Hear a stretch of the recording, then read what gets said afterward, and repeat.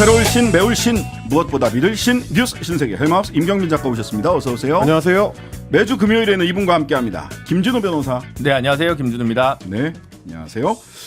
자, 오늘도 뉴스가 굉장히 많습니다. 아무리 많아도 저희는 딱 3개만 다루니까 예, 그렇습니다. 마음이 편합니다. 예, 네. 딱 3개. 자, 오늘 앞서도 소개해드렸는데 경찰이 대구시청을 압수수색했습니다. 그렇습니다. 이게 굉장히 좀 특이한 현상이긴 한데 지방자치단체하고 해당 지자체의 경찰청이 정면 충돌하는 양상이 지금 빚어지고 있습니다. 이런 걸 내전이라고 하나요? 내전. 그래서 이제 뭐 어느 쪽이 어디에 속하는지가 좀 불분명하기 네. 때문에 어쨌든 대구시장하고 이제 대구경찰청이 정면으로 맞부딪히는 양상입니다. 일단 대구경찰청이 오늘 오전에 대구시청에 특히 이제 뉴미디어 관련 부서, 주로 이제 유튜브 관련 부서라고 할 수 있겠는데 이쪽을 이제 압수수색을 했고요. 지난 2월 22일에 대구참여연대가 홍준표 시장하고 유튜브 담당자를 공직선거법 위반 혐의로 검찰에 고발했습니다. 이 사건 관련해가지고 이제 압수수색을 했는데 이유가 뭐였냐면 대구시의 공식 유튜브 채널, 그러니까 대구TV 이렇게 돼 있는데 공식 유튜브 채널이 홍준표 시장의 개인 유튜브처럼 하고 있다. 그래서 주로 시장 중심의 이제 홍보 영상들이 채워져 있다라고 하면서 이거는 이제 공직선거법 위반이다. 왜냐하면 이제 홍보물 같은 경우는 분기별로 한 번 정도만 개인 그 홍보를 할 수 있는데 이걸 어기고 있는 거고 대구시의 공식 유튜브가 사실상 대선 후보로 이제 거론되는 홍 시장의 업적 홍보용으로 지금 변질이 됐다. 이런 지적을 하면서 검찰에 고발한 겁니다. 근데 이제 홍준표 시장이나 대구시 측에서는 이거는 경찰의 보복 수사다. 지난 주말에 있었던 대구 퀴어 축제와 관련된 충돌, 그러니까 대구시 공무원들하고 경찰 쪽이 충돌했던 문제에 대해서 사실상 보복 수사를 하는 거다라고 강하게 반발하면서 홍 시장이 직접 페이스북에 글을 올렸습니다. 그 목소리를 들어보시겠습니다. 대구 경찰청장이 이제 막 가는구나. 시민단체가 우리 직원들이 하지도 않은 선거법 위반을 고발했는데 현관위에서조차 조사 중인 사건을 가지고 대구시 유튜브 담당자와 사무실을 압수수색한다고 합니다.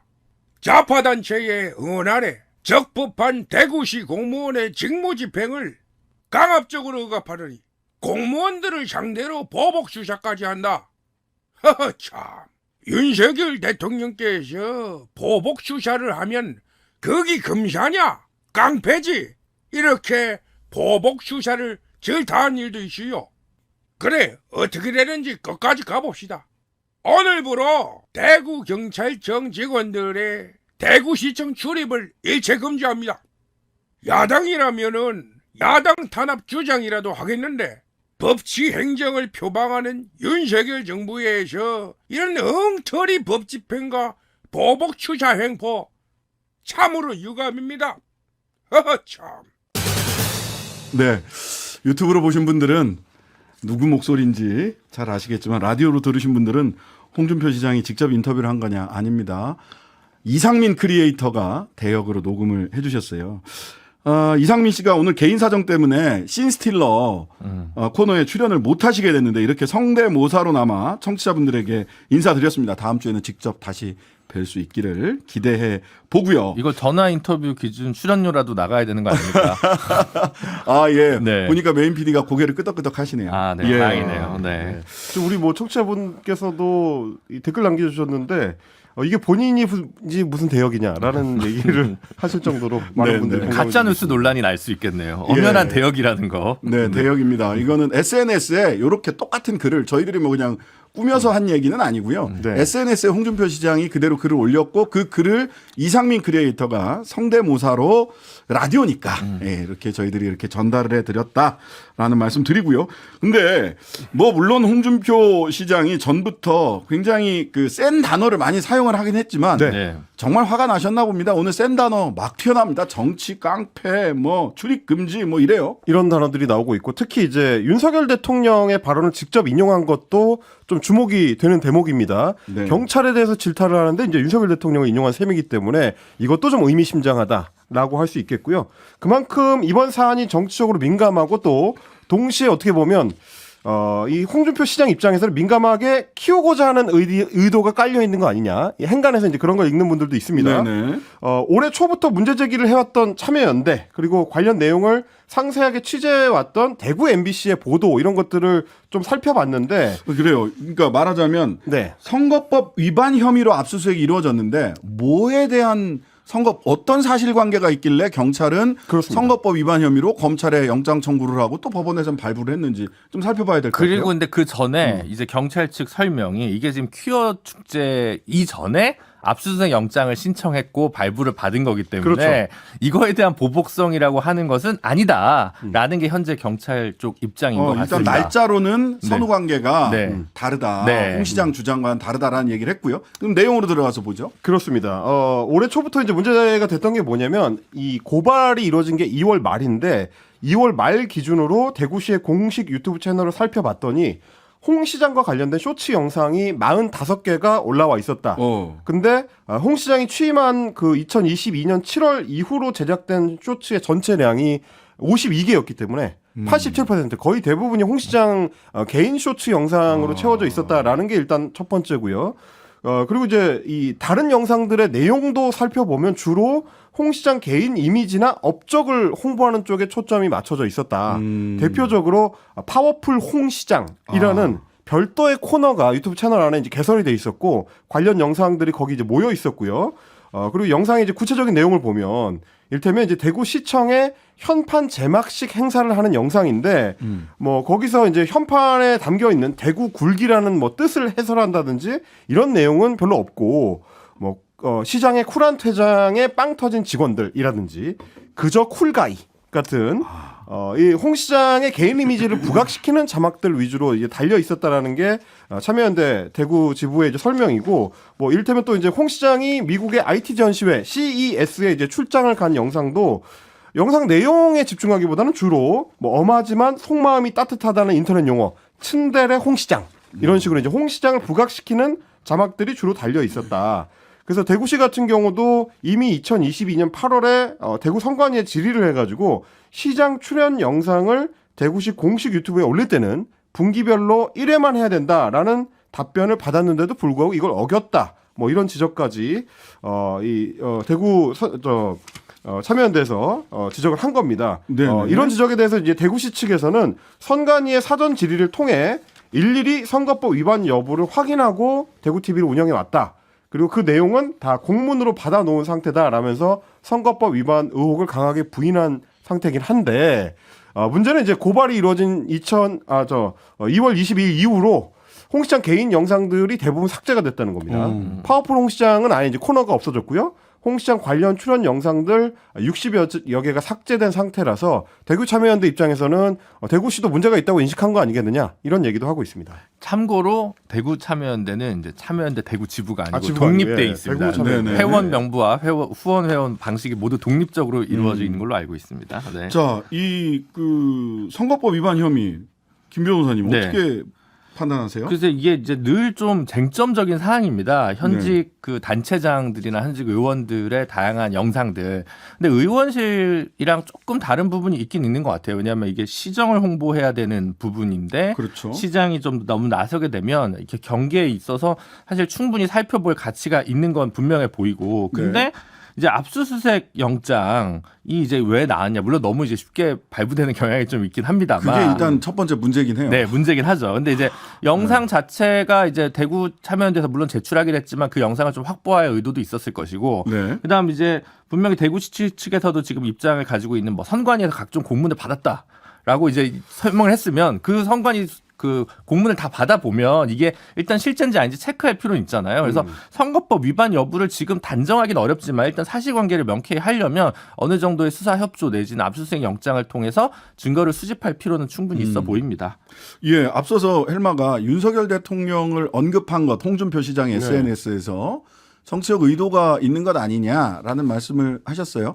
제가 보기에는 한 두 가지 정도 정치적 의미가 있어 보이긴 하는데, 예, 헬마가 생각하는 어떤 의도가 있을까요? 말씀하신 대로 이제 저도 두 가지입니다. 그동안 이제 홍준표 시장 같은 경우는 김기현 대표하고 직접 충돌을 해가면서까지 이제 중앙 정치에 관련된 발언들을 많이 해왔었고, 네네. 그게 결국 이제 지자체장으로 갇혀 있지 않고 장기적으로는 이제 대선 후보로서의 행보의 일환이다라는 평가들이 많았기 때문에 이렇게 이제 퀴어 축제를 중심으로 한 소위 이제 보수 지지층에서 관심 많아하는 이슈가 중심에 섰을 때 네. 그때 자신의 이제 존재감을 더 부각시키려고 하는 거 아니냐 뭐 이런 평가가 하나 있을 수 있겠고요. 네. 또 하나는 이제 대선 후보 행보를 하자면 결국 현직 대통령 그러니까 윤석열 대통령하고 어떻게 관계 설정을 할 거냐가 이제 문제일 건데 그 동안에는 홍준표 시장이 이제 당의 이 상임 고문이었던 시절부터 지금은 아닙니다만 해촉됐죠. 해촉돼서 그래서 이제 이 대통령이나 정권이나 혹은 여당을 향해서 쓴소리를 꾸준히 해왔었기 때문에 어떻게 보면 기왕 이렇게 된 김에 더 확실하게 각을 세워보려는 의도가 거기 깔려 있지 않느냐.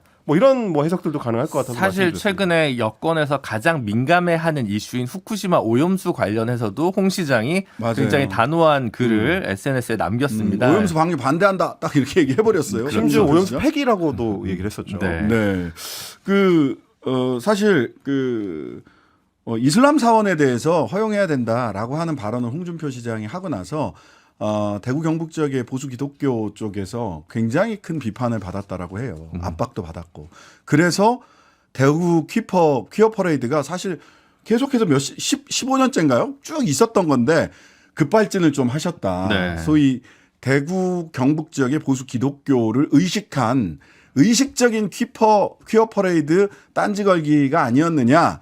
근데 여기에다가 또 경찰이 압색 들어오니까 이제 대통령과도 각을 세우는 즉 양수겸장 대구 경북 지역의 보수 유권자들 특히 기독교 표를 한편 단속하는 한편으로는 중앙 정치에 대통령과의 대립각을 세우는 것을 통해서 존재감을 부각하려고 하고 있는 의도는 읽힙니다. 이게 결과적으로 홍 시장에 도움이 될지 안 될지는 조금 더 지켜봐야 될 것 같습니다. 엄중히 지켜볼 필요가 있겠죠. 내일 이낙연 엄중하신 분은 내일 오시죠? 귀국하시죠. 예, 네. 예. 자, 오늘 한상혁 전 방통위원장 면직 집행정지 신청을 서울행정법원 행정일부가 네, 기각을 했습니다. 그렇습니다. 즉 면직 결정이 유효하다. 현재로서는 네, 그렇습니다. 면직 결정을 집행정지할 이유는 없다. 네. 유효 여부는 이제 본안 소송에서 본안에서 다툴 다투는 거고요. 거고요. 근데 예. 재판부는 이제 면직 처분의 효력을 정지해서 방통위원장 직무를 계속 수행하도록 할 경우에 방통위 심의 의결 과정과 결과에 대한 사회적 신뢰뿐만 아니라 공무집행의 공정성, 이에 대한 국민의 신뢰가 저해될 구체적 위험이 발생하기 때문에 공공복리에 중대한 영향을 초래할 우려가 있다라고 이제 기각 이유를 밝혔는데 네. 실질적으로 이제 본안은 굉장히 오래 걸리기 때문에 실제로 그 사이에 임기가 종료됩니다. 7월 말까지 원래 임기였습니다. 그렇습니다. 그래서 이제 가처분 결과가 실질적인 본안의 결과, 그러니까 결국은 한상혁 위원장이 7월 말까지 할 수 있냐 없냐에 대한 판가름은 끝난 것이고 이후에는 이 당 부당을 본안 소송에서 다투긴 하겠지만 실효성은 좀 떨어지는 측면이 커진 거겠죠. 물론 뭐 집행정지 관련해서는 즉시항고를 통해서 한 번 더 다툴 수는 있죠. 네, 그렇습니다. 그 즉시항고 한상혁 방통위원장이 뭐 본인이 판단해야 되겠지만 아마 제도를 충분히 활용하지 않을까 싶긴 한데요. 이 법률상의 쟁점에 대해서는 잠시 후에 노영희 변호사, 양지열 변호사 조금 더 깊이 있게 다뤄보도록 하고요. 일단 김진우 변호사님 총평을 좀 해주시죠. 저는 이제 상당히 뭐 좀 의외다라고 일단은 말씀드릴 수밖에 없을 것 같고요. 그렇죠. 네, 결과에 대해서. 그래서 저는 뭐 보기 좋게 틀렸다. 왜냐하면 이제 저도 틀렸습니다. 네, 틀렸습니다. 그래서 많은 변호사들이 틀렸습니다. 네. 근데 이제 그런 건 있는 것 같아요. 그러니까 탄핵이다 아니다 조금 법률적인 얘기지만 아니면 근데 이 방통위원장도 결국 방통위원이고 직무 위반의 경우에는 면직 사유가 될 수 있다라고 얘기한 법리에 대해서는 전 수긍이 갑니다. 그 부분은 그렇게 이론 구성을 할 수 있다고 생각하는데 결과적으로 이게 공공복리에 중대한 영향을 초래할 우려가 있다는 이 문제를 가지고 하는 것 부분은 판사에 따라서 굉장히 달리 판단할 수 있는 영역이 아니었을까라는 생각이 강하게 듭니다. 공공복리를 한상혁 방통위원장이 직무에 복귀했을 때 공공복리에 커다란 위해가 발생한다라고 얘기를 네. 한 거거든요. 이 공공복리를 헷갈리실 수 있는데 한상혁 방통위원장이 전 방통위원장 직무에 복귀해서 7월 말까지 임기를 다하면 공공복리에 심각한 위해가 발생한다. 네. 근데 이제 이걸 사실은 거꾸로 쓰려면 이제 방통위원장의 특성상 독립성이나 이런 것들이 중요시 여겨지는 측면이 있기 때문에 혹은 현재 직무 위반이 하더라도 면직에 이를 만한 사유에 단정하기 어렵기 때문에 뭐 이거는 집행정지를 인용할 필요성이 있다라고 쓸 수가 충분히 있는 거거든요. 그렇죠. 그러니까 변호사들 입장에서 어떤 거냐면 이걸 내가 판결문을 쓸 때 쉽게 써지냐 안 써지냐가 핵심적인 촉이에요. 근데 사실 이거는 이렇게 써도 되고 저렇게 써도 되긴 합니다. 그러면 전반적으로 봤을 때는 좀 무리하지 않는 것은 이제 인용이 아닐까라고 저는 생각을 했는데 뭐 보기 좋게 틀렸으니 더 이상 이야기를 제가 하기에는 뭐 변호사들한테 한번 저는 여론조사를 한번 해봤으면 좋겠는데 네. 기각을 예상한 변호사 비율과 이 복귀를 예상한 변호사 비율이 몇 명이나 될까 궁금합니다. 이따가 노영희 양지열 변호사에게 법적 쟁점 사실은 이거 따지고 들어가면 몇 가지 좀 쟁점이 되는 부분들이 많아요. 네. 형사 사건에 대해서 행정재판 더군다나 집행정지를 하면서 이렇게 판단을 다 판결문을 써버려도 되는 건지 네. 의심스러운 부분들도 있고요. 이건 조금 더 보고. 자, 이게 정치적 파장 향후 어떻게 전개될 어떤 그렇습니다. 파장 미칠까요? 이게 이제 뭐 복직을 하게 될 거니까 면직 처분이 취소가 돼가지고 복귀를 하게 될 경우를 상정한 여러 예상들이 있었는데 이게 보기 좋게 다 이제 빗나갔고 그러면 이후에 진행될 상황들이 어떤 게 있는지를 한번 짚어드리겠습니다. 네. 일단 면직 처분이 유지가 됐다는 거는 이제 7월 말까지의 임기를 이제 채울 수 없게 됐다라는 의미가 되고요. 그러면 위원장이 빈자리가 되기 때문에 지금 이제 직무 대행 체제가 유지가 되고 있었습니다. 김효재 대행이 계속 하고 있었던 그 대행 체제가 유지가 되고 그리고 방송통신위원회의 차기 위원장 선임이 속도를 낼 수가 있게 됩니다. 아마 이르면 다음 주에 지금 이제 계속 유력하게 거론이 됐었던 이동관 대통령실 대외협력 특보가 다음 주에 지명될 수도 있다. 이런 이제 얘기까지 지금 나오고 있는 상황이고 그렇게 될 경우에는 정권의 소위 이제 방송 장악과 관련된 논란이 더 커질 수 있을 걸로 보이고요. 그리고 이제 한 전 위원장의 복귀 가능성이 사라지면서 그동안 방통위에서 이제 추진하고 있었던 정책들이 있습니다. 대표적으로는 KBS 수신료에 대한 분리징수 방안. 이게 이제 방송법 시행령 개정을 통해서 추진이 되고 있는데 예정대로 26일까지 입법 예고를 거치고 최대한 빠르면 28일께의 방통위 전체 회의에 이 시행령 개정안이 상정될 수 있다.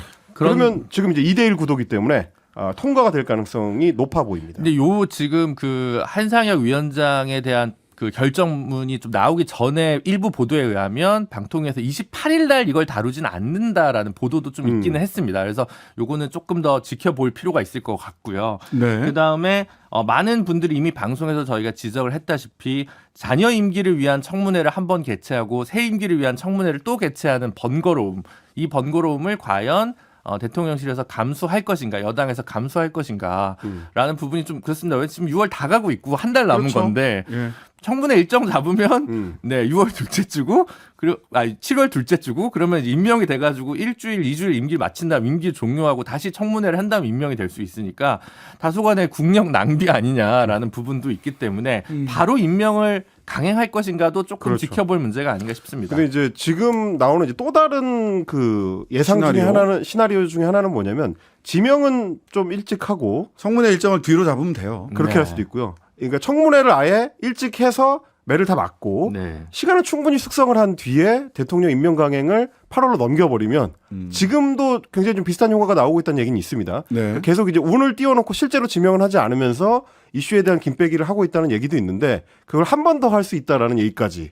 그러니까 이동관 소위 방통위원장 설을 둘러싸고 여러 지금 관측들이 좀 엇갈리고 있는 상황입니다. 네. 네.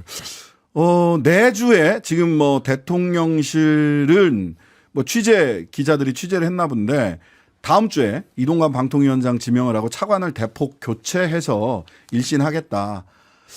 차관 교체로 장관 교체 같은 효과를 정무적 효과, 정치적 효과를 내겠다라고 하는 게 있는 것 같아요.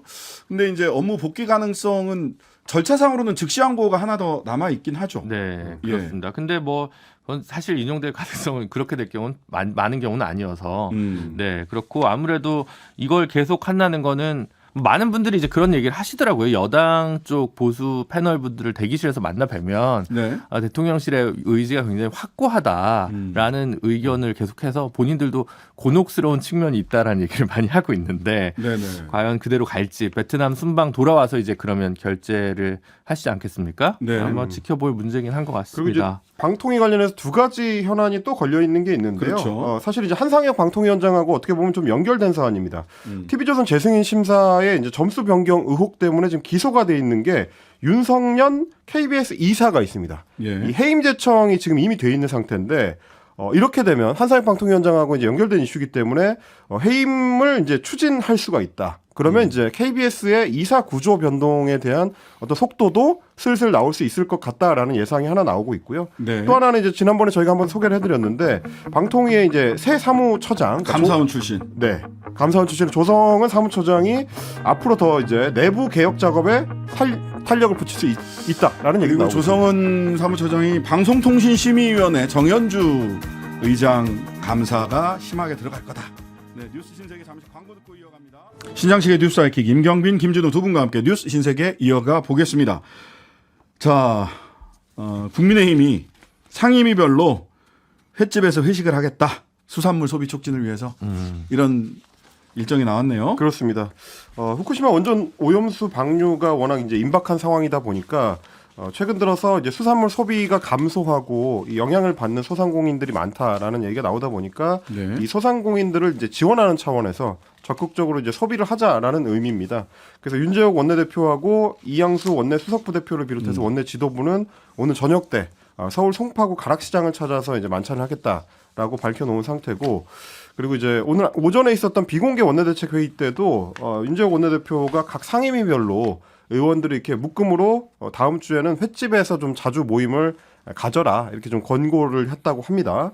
그러면서 이제 민주당을 향해서는 자가당착이라는 이제 비판을 내놨는데 윤재욱 원내대표가 뭐라고 했느냐면 민주당은 오염수가 위험하다고 선동하면서 수산물을 많이 구매하라고 한다. 이게 앞뒤가 맞지 않고 자가당착이 끝을 모른다. 라는 비판을 한 겁니다. 아마 최근 들어가지고 이제 민주당의 이재명 대표나 지도부가 그 현장 최고위원회를 연쇄적으로 이제 바닷가 지역들 중심으로 경남, 뭐 부산 이런 쪽이나 오늘 같은 경우는 이제 강원도 이렇게 열고 있는데 이걸 좀 겨냥한 걸로 보입니다.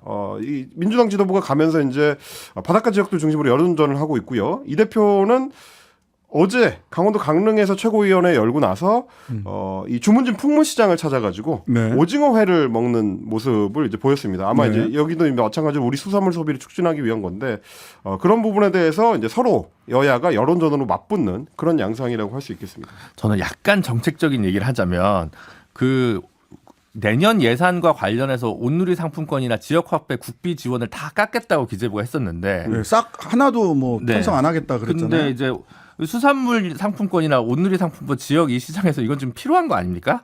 그런 면에서 봤을 때 지금 자가당착이 누구한테 있냐라는 부분을 저는 조금 짚지 않을 수 없는데 이 부분이 이제 가을에 예산 반영할 때 어떻게 될지 모르겠지만 지금 수산물 취급하는 소상공인 분들이나 어민분들이 엄청 타격을 많이 받을 거기 때문에 거기에 대한 정책적 지원 이런 건 일본 정부도 하고 있는데 한국 정부는 영향이 없기 때문에 지원하지 않겠다라는 식으로 여태까지는 입장이 와 있는 거잖아요. 그러니까요. 그 민주당에서 오염수 방류 피해 어민 지원 특별법을 발의를 했어요. 네. 여기에 대해서 국민의힘은 뭐라고 반응을 하고 있냐면 병 주고 가짜 약 주냐 이 법 통과시킬 수 없다라는 게 당론이에요. 네. 그런데 그 왜 횟집 가서 밥 먹는다고 어민들이 그럼 본인들은 수산시장 왜 가는 거예요? 그러면? 왜 가는 겁니까? 네. 그래서 그러다 저는 보니까 그건 좀 이제 이해가 안 가는 거죠. 인터넷 커뮤니티에서는 네. 오염수 방류가 본격적으로 시작되면 그때 타격이 본격화될 텐데 뭐 차라리 그때 가거나 혹은 정말 오염수의 안전성을 이제 입증하고자 한다면 후쿠시마 수산물을 먹는 걸 하거나 뭐 이런 식으로 해야 되는 거지. 지금 횟집을 가는 거는 그냥 회식 아니냐. 뭐 이런 얘기까지 지금 나오고 있는 겁니다. 아니 그러니까 그럴 수 있어요. 캠페인을 위해서 국민들 마음을 위해서 정치적 액션으로 할 수 있는데 입이 아니라 그림에 보이는 게 아니라 손과 발을 봐야 되잖아요. 네. 손과 발은 일본에서는 풍문 피해 자금만 4조인가를 해놨어요. 우리나라 돈으로 4조 원. 그러니까 도쿄 전력에서 4조 원 정도, 예, 풍문 피해. 정부에서 한 8천억 원 정도 별도로. 예, 그냥 혹시라도 이게 사실이 아니더라도 풍문 피해만으로도 피해를 입을 수 있으니까 풍문 피해 자금을 그 정도 돈을 해놨거든요. 근데 우리나라에서는 특별법 민주당에서 하자고 하는데 뭐 특별법 내용을 좀 봐야 되겠습니다만은 오염수가 아니니까 실제로는 피해가 없고 따라서 특별법으로 지원할 수도 없다. 뭐 논리는 일관됩니다. 네. 근데 이제 저는 이제 이런 것보다는 이제 괴담이다라는 프레임을 통해서 이 문제를 대응하기보다 조금 더 정보를 투명하게 공개하고 예측 가능성을 늘리는 게 되게 중요한 것 같다는 생각이 듭니다. 예를 들면 연초에 저희도 여러 번 지적했던 PIF 퍼시픽 아일랜드 포럼이죠. 태평양 도서 국가들이 포럼. 이제 포럼에서 했던 게 정보가 일본 정부에서 준 도쿄 전력에서 준 정보가 충분치 않아서 지금까지 정보로는 우리가 검증을 제대로 할 수 없다. 방류가 시급한 게 아니기 때문에 지금 당장 방류하는 것은 곤란하다. 이게 이제 PIF 쪽의 입장인데 그렇죠. 그러면 태평양 도서 국가들 호주와 뉴질랜드가 포함되어 있는데 이 국가들과 대한민국 정부의 입장이 왜 다르고 혹은 왜 같을 수는 없는지에 대한 소상한 설명을 전문가들이 나와서 하는 게 더 중요하다고 생각합니다. 근데 그렇죠. 수산물 시장을 다닐 게 아니라 국민한테 최대한 많은 정보를 주고 우리가 갖고 있는 정보값이 여기가 제한적이고 이만큼 갖고 있다는 걸 더 투명하게 매일 브리핑하는 게 아니라 필요하면 더 국민 토론회도 열고 뭐 이렇게 하는 게 좀 필요하지 않을까 싶습니다. 네. 자, 퍼포먼스가 아니라 정책으로, 법으로, 설명으로 확신을 시켜달라라는 말씀이었습니다. 뉴스 신세계 헬마우스 임경민 작가, 김진우 변호사였습니다. 감사합니다. 고맙습니다. 하루 종일 기다려지는 진짜 시사. 평일 저녁 6시 5분 신장식의 뉴스 하이킥.